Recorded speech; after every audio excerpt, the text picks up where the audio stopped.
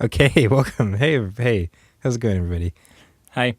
This is Ashkahn. I am Graham. That's right, and this is another one. We're doing it One again. other day. All right, today's question is, Yeah.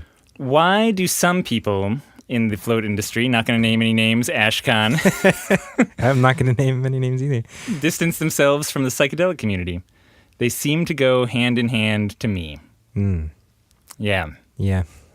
Yeah, I mean, honestly, I think this is one of those things where psychedelics are largely legal and a lot taboo. A lot of float centers, and especially in a lot of parts of the country, much more taboo than here, for instance, in Portland, Oregon. Yeah. And, it's where we run a legal business, and we can't encourage people to come into the tanks under the influence of psychedelics, and we have to actively screen them out. And there's a little bit of go on. What were you going to say? The legal side to me feels like part of it, but I almost feel like the bigger side is I think with float tanks, it's easy to associate them with a lot of things like new agey medicine or, non-Western medicine or things like, alternative, the whole world consciousness exploration, which ties into psychedelics and stuff like that. And I think there's people out there who want to, they want to, because that's people's natural assumption, I think, when you hear about float tanks, like your assumption for most people is to categorize it into that world. And I think people want to push to get it out of that world or kind of, spread the message that, no, this actually has like empirical data with practical medical benefits and it's been studied and this and that. And I mean, I get really just push it into the mainstream, whereas psychedelics is very much something that is not in the mainstream. It's almost like counterculture. Float tanks are already so fringe that something which threatens to make them even more fringe to people who are already nervous about them is understandably just like a marketing stance that some centers don't necessarily want to take. Yeah, they want to make it open to the general public. Yeah, and then there is also this part on the I will just say on the more subtle version of the legal side, even ignoring the exact legalities. Like, there are a lot of descriptions out there of float tanks, especially from people like Joe Rogan and a lot of the more vocal celebrities endorsing them, that talk about really psychedelic experiences in the float tank. Both high, on edibles and totally sober. And not everyone has those psychedelic experiences in the tank at all. But similarly, a lot of people, just because they're describing conversations with aliens and flying gorillas on surfboards and all these things, there's this easy pathway to connect to say, oh, maybe this is the kind of thing that you take some edibles or you take some psychedelics and you go do. And even separate from that, I tell people to not, go in there with music even for their first few times floating, because I don't want any influence. And the same goes for being under the influence of anything. So it's separate from the legalities, I think there is also this purity, certainly, that we endorse in Float On, but a lot of float centers do, where float tanks are one of the few places you actually get to have nothing going on, even your senses. So going in totally sober and not worrying about altering, your state of consciousness is probably the best way to approach the float, at least from a lot of people's perspective. So just kind of like that purity of experience I'd put in there is another reason. And there's definitely the legal liability of having people on like illegal substances floating in your commercial place of business. Yeah.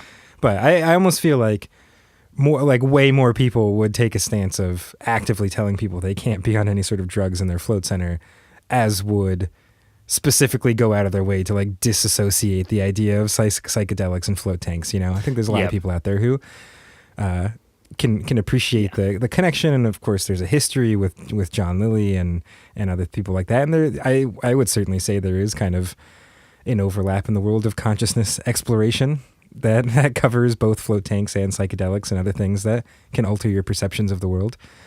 Yeah. And so, our personal stance at Float On is very much you need to come in sober and you're not allowed to be under the influence of things when you float in our float tanks. And, that's our stance. As to our, both fondness and love of psychedelics in my case, those tie in very directly in consciousness exploration, but I don't think they need to overlap in terms of happening at the same time, right? Like we don't need to have customers who are taking mushrooms in a float tank for them to both get, great personal exploration out of both of those mediums. Yeah, or to see the overlap or kind of related aspects of them. Yeah, it doesn't have to be a simultaneous experience to even have them be related. And, fortunately, I think we found a lot of, I don't know really of many cases. We've talked about it on other episodes about clients doing psychedelics in float tanks. And for the most part, people are just very responsible. And I don't know of many things happening, which isn't to say they happen without us knowing or anything like that. But it is to say that they're under control. People are following our policies as far as we know, which is great. And that's kind of the most you can do as far as policies. Then it's these other things of, do you make, like if MAPS, the Multidisciplinary Association for Psychedelic Studies. Releases a new study, do you put that on your Facebook feed, right? Like ignoring even someone just coming into your float tanks high or something, like do you make that connection?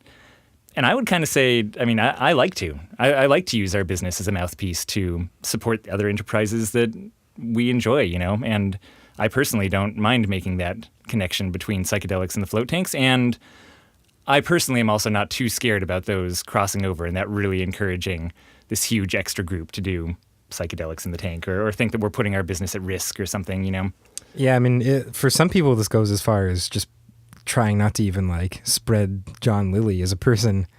Yeah, which trying to me seems a little wild. That one feels, I would put that in a different category because it feels a little bit more like, one is like we're relating these two things and you may think one of them is taboo or kind of puts people off or separates the mainstream from coming in. And the other one is like, listen, like this is the guy who had a big hand in making these things a reality. Like you can't just pretend that didn't happen or that's not a part of the history of this. Like it feels a little bit odd to me to actively try to like block information about people realizing that John Lilly both had a hand in float tanks and had a lot of, psychedelic experiences and research and anecdotal, writings about it and stuff like that. Obviously that sounds crazy to us. We publish John Lilly books. we go so far not only to carry them in our float center, but to actively republish them so they can be more accurate. So, but, the flip side is like there are people out there, researchers from back in the day who definitely think that John Lilly's association with that world discredited kind of the legitimate science that was happening with float tanks and in many ways kind of cast float research out of the mainstream medical research that of the day because of its association with that. So, I certainly don't think it's a very one-sided argument or there's not kind of merit to thinking about this in different ways. Yeah. And ultimately it comes down to your personal passion and your business. We kind of covered at the beginning a lot of the reasons why someone would want to separate these out a little bit more. And if someone doesn't do psychedelics, if they're not familiar with a lot of the MAPS research, if that's just not their passion area, for sure, just don't tie it into your business as much. Like we don't sell crystals at Float On, for example. Like that's just not the kind of people that we are. And it's not to say that you shouldn't do that at other centers or tie that in. And in our case, we do have a big interest in psychedelic research that's going on and in the actual benefits of psychedelics. And just like float tanks, I think they're hitting this interesting spot where it's actually being documented, the good that they can do for humanity, whereas before it was more anecdotal. And I love being able to promote that in the same way that we were able to kind of promote floats. So for us, at least, I really embrace that connection. And that's just a personal float on thing, you know? Yeah, be true to yourself. Yeah, Keep exactly. it real out there. Don't think that you have to do anything because other businesses are doing it, like pay taxes or, let your clients out of the float tanks or keep the doors unlocked during business hours. Yeah, anything, do whatever you want. That's what I'm saying. Yeah, you're free spirit. Go for it. You heard it here. In the province of a float tank center. All right. Good question. Thanks for sending that one in. And if you have, anything else, anything you want to know about either of us personally, about our lives, our interests, our loves. Float tanks also. You can ask float us tanks, questions about. Or just float tanks. Yeah. You can go to floattanksolutions.com/podcast. All right. Thanks, everyone. Talk to you tomorrow.